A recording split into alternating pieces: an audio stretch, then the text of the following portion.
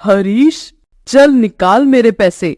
पिछले 1 महीने से तू मुझे पागल बना रहा है। आज मुझे मेरे पैसे चाहिए। भाई साहब, मुझे कुछ दिनों की मोहलत दीजिए, मैं आपकी पाई पाई चुका दूंगा। इस बार धंधा बहुत ही मंदा चल रहा है। मेरे घर में शादी है हरीश, मेरे पैसे कब देगा? वरुण भाई, मैं कुछ दिनों बाद दे दूंगा आपके पैसे। तू कैसे भी करके मुझे मेरे 10,000 रुपए ला कर दे। कल हर हाल में मुझे मेरे पैसे चाहिए, वरना मैं तेरे घर पर आकर कब्जा कर लूंगा, समझा? हरिया और वरुण हरीश को धमकी देकर वहां से चले जाते हैं। ये कैसी दुविधा में फंस गया हूं मैं। कमाई 1 पैसे की भी नहीं हो रही और कर्जदार बार बार आकर धमकियां दे रहे हैं। करूं तो क्या करूं भला? शाम तक अपनी आज की आमदनी 100 रुपए लेकर हरीश अपने छोटे से घर में आता है। वो मोनपुर गांव में अपनी पत्नी मेनका, बेटी जानवी के साथ रहता है। जी, आ गए आप हाथ मुंह धो लीजिए, मैं आपके लिए खाना लगाती हूँ। नहीं मेनका, मुझे भूख नहीं है। क्या हुआ जी? क्या हुआ पिताजी, आप उदास लग रहे हो? क्या बताऊं मेनका, वही कर्जदार आज भी आए थे मुझसे पैसे मांगने और हमेशा की तरह धमकियां देकर चले गए। जी, मैं आपको कब से कह रही हूँ कि आप अपना ये घर गिरवी रखकर लोगों का कर्ज चुका दीजिए। उन लोगों ने हमारे बुरे वक्त में हमारा साथ दिया था, इस नाते हमारा भी फर्ज बनता है कि हम समय रहते उनका कर्ज चुका दे। कर्ज मैं भी चुकाना चाहता हूँ मेनका, पर कहाँ से दूं? दुकान में कमाई 1 पैसे की भी नहीं हो रही है। अगर हम ये घर भी गिरवी रख देंगे तो फिर इस घर को छुड़ाने के लिए हम पैसा कहाँ से लाएंगे? उन लोगों की वजह से ही हमारी बेटी की जान बची है। अगर वो समय रहते हमें पैसे ना देते तो आज हमारी बेटी का ऑपरेशन कैसे होता था भला? सोच कर देखिए। पिताजी, माँ ठीक कह रही है, उन लोगों के बड़े एहसान हैं हम पर। हरीश की बेटी जानवी के दिल में सुराग था और उसका ऑपरेशन करना बहुत जरूरी था, इसलिए हरीश ने अपने जान पहचान वालों से कर्ज लेकर अपनी बेटी का ऑपरेशन करवाया था। अगले दिन हरीश उसी गांव के सेठ बंसीलाल के पास अपना छोटा सा घर 50,000 रुपए में गिरवी रखकर हरिया, वरुण और दुकान के मालिक इन तीनों को उनका कर्ज 40,000 रुपए दे देता है। अब उसके पास केवल 10,000 रुपए ही बचे थे। रात के समय अब अगर 3 महीने के अंदर बंसीलाल सेठ को उसका पैसा ना मिला तो वो हमारा ये घर हमसे छीन लेगा। जी, आप चिंता मत कीजिए, हम कैसे भी करके 3 महीने में 60,000 रुपए जमा कर लेंगे। हरीश और उसके परिवार के सामने ये कड़े इम्तिहान की घड़ी थी।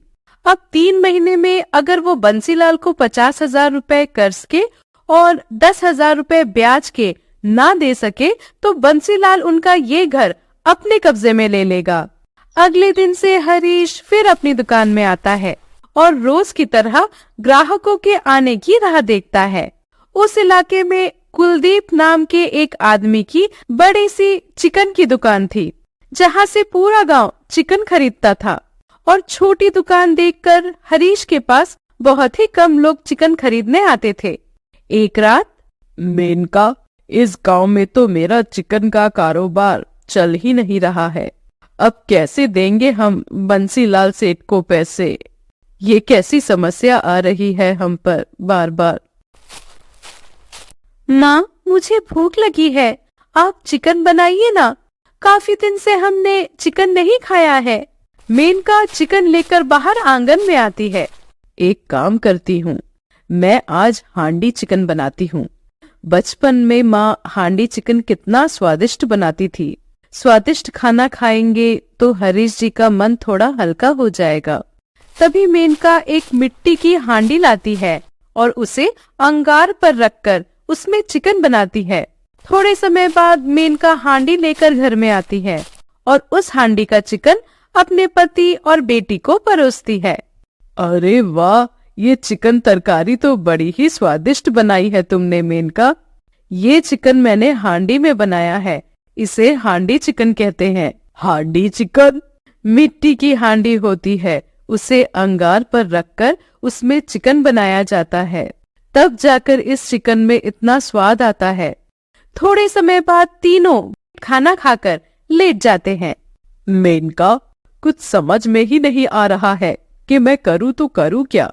सब लोग कुलदीप भाई की दुकान से ही चिकन खरीद रहे हैं। पिताजी, आप चिकन की जगह अपनी दुकान में माँ के हाथ का बना हांडी चिकन बेचिए ना। आजकल लोग होटल ढाबों पर कितना खाते हैं चिकन, और माँ के हाथ का हांडी चिकन तो कितना स्वादिष्ट है। लोग तो बड़े शौक से खाएंगे हांडी चिकन। अरे वाह बिटिया, क्या बढ़िया उपाय बताया है तुमने। अब तो मैं कल से ही अपनी दुकान को ढाबा बनाकर उसमें हांडी चिकन बेचना शुरू कर देता हूँ। अब जब उम्मीद कर ही रहे हैं तो करके देखते हैं। आप 10,000 रुपए में सारा सामान ले आइए और दुकान में एक मिट्टी का बड़ा सा चूल्हा बनाइए, और मैं कल मिट्टी की कई सारी छोटी और बड़ी हांडियां बनाती हूँ।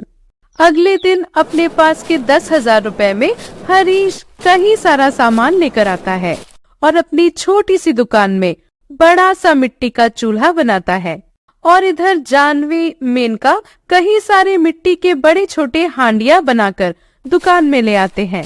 मेनका, मैंने सारा सामान तैयार कर लिया है और बाहर हांडी चिकन 30 रुपए में उसका बोर्ड भी लगा दिया है। अब तुम फटाफट हांडी में चिकन बनाओ, तब तक मैं रोटियां बना लेता हूँ। थोड़े समय बाद हांडी चिकन बनकर तैयार हो जाती है। तभी कुछ लोग बोर्ड पढ़कर हरीश की दुकान में आते हैं। अरे हरीश भाई, जरा हमें भी तो खिलाओ अपनी हांडी चिकन। तभी हरीश और मेनका अपने छोटे छोटे मिट्टी के बने हांडियों में चिकन और रोटी लाकर उन सबको देते हैं। अरे वाह, मिट्टी की हांडी में चिकन, ये तो पहली बार देख रहे हैं हम। तभी सब हांडी का चिकन खाने लगते हैं। वाह वाह वाह वाह, क्या स्वादिष्ट चिकन है हरीश भाई। आपका ये हांडी चिकन खाने में तो लाजवाब है। एक और हांडी में दीजिए मुझे चिकन, आज तो दबाकर खाऊंगा मैं। अजीब की तरह बाकी लोग भी 2 से 3 बार हरीश से हांडी चिकन खरीदकर खाने लगे। मिट्टी की हांडी में चिकन खाने में लोगों को बड़ा मजा आ रहा था। पहले ही दिन में हरीश की आमदनी 1,000 रुपए होती है। जी देखना, अब बहुत जल्द हम बंसीलाल सेठ का कर्जा भी चुका देंगे और अपने घर को नीलाम होने से भी बचा लेंगे। कई दिन ऐसे ही बीत जाते हैं। दिन प्रतिदिन हरीश की कमाई में बढ़ोतरी होने लगी और उसका कारोबार भी बढ़ने लगा। 2 महीने ऐसे ही बीत जाते हैं। एक दिन रात में, मेनका, हमारे पास तो केवल 30,000 रुपए जमा हो पाए हैं। अब 1 महीने में 30,000 रुपए जमा तो हो जाएंगे ना हमारे पास, क्योंकि बंसीलाल सेठ को अगर 1 महीने बाद 60,000 रुपए नहीं मिले ना, तो वो हमारा घर अपने तांबे में ले लेंगे और हमें घर से बेघर कर देंगे। जी परेशान मत होइए, जैसे हमने 30,000 रुपए जमाए हैं वैसे ही और 30,000 रुपए हम जमा कर देंगे। करीब 25 दिन और बीत जाते हैं। अब हरीश के पास 50,000 रुपए जमा हो चुके थे। एक रात, मेनका, महीना खत्म होने को केवल 5 ही दिन बचे हैं। अब 5 दिन में 10,000 रुपए कहाँ से लाएंगे हम। बंसीलाल सेठ तो पूरे 60,000 रुपए ही लेंगे और वो कोई मोहलत भी नहीं देंगे। अब क्या करें। जी मैं भी वही सोच रही हूँ। 10,000 रुपए कोई कर्ज भी नहीं देगा हमें। अब क्या करें। अगले दिन फिर तीनों दुकान में आते हैं। करीब 4 दिन ऐसे ही बीत जाते हैं। इन 4 दिनों में हरीश की कमाई केवल 1,000 रुपए ही हो पाई थी। अगले दिन सवेरे बंसीलाल हरीश के घर आता है। मालिक, ये लीजिए 50,000 रुपए। अभी मेरे पास इतने ही है, मैं बाकी पैसे थोड़े दिन में आपको दे दूंगा। अरे नहीं नहीं, मुझे पूरे 60,000। तभी अचानक बंसीलाल को दिल का दौरा पड़ जाता है और वो वहीं बेहोश होकर नीचे गिर जाता है। ये देखकर हरीश और मेनका जैसे तैसे उसे हॉस्पिटल लेकर आते हैं, जहां बंसीलाल की जान बच जाती है। सेठ जी, अगर ये लोग आपको समय पर हॉस्पिटल नहीं लेकर आते तो आपकी जान भी जा सकती थी।